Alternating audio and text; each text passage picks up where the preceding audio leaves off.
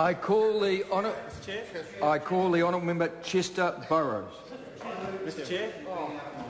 No, I'm going to take the honourable member William Seo.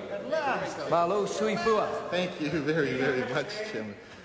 Mr. Chairman, we've noticed that this government called this session of urgency, but then spends all their opportunities to try and close down the debate. And sir, that just makes no sense whatsoever.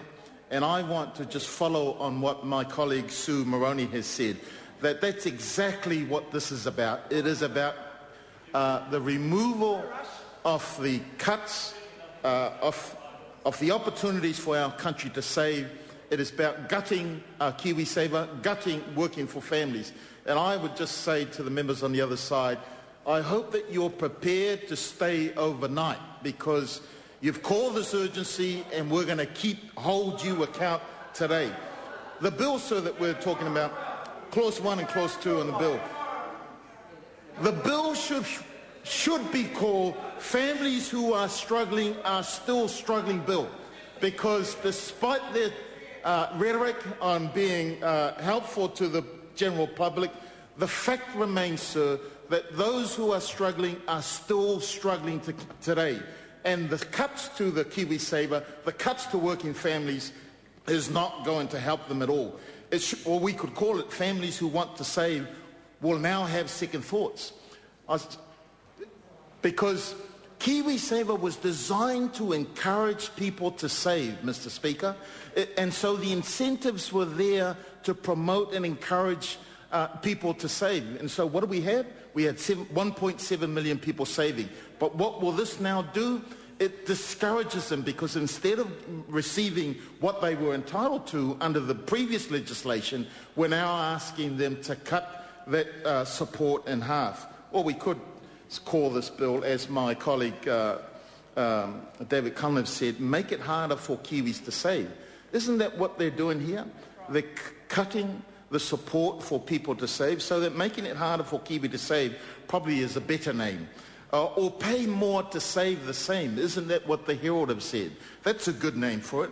Or the Broken Promises Bill, because many of the public, sir, would recall that prior to election 2008, Mr. Key made the promises that nothing would be touched on KiwiSaver and on working for families.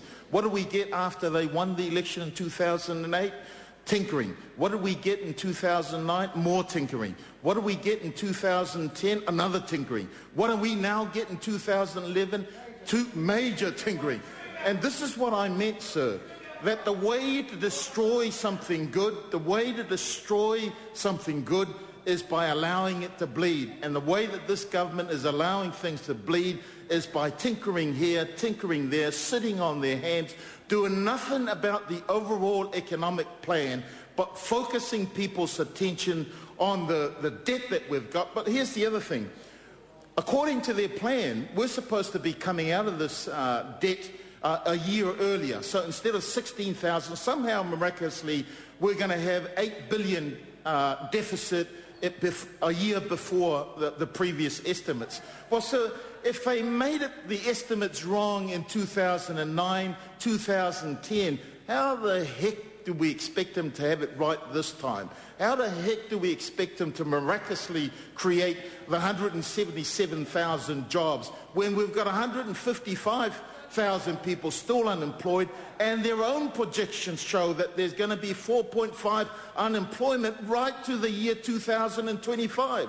So where is the support, sir, that they keep talking about when they are cutting money from those initiatives which is there for the sake of this country? I want the Minister to answer.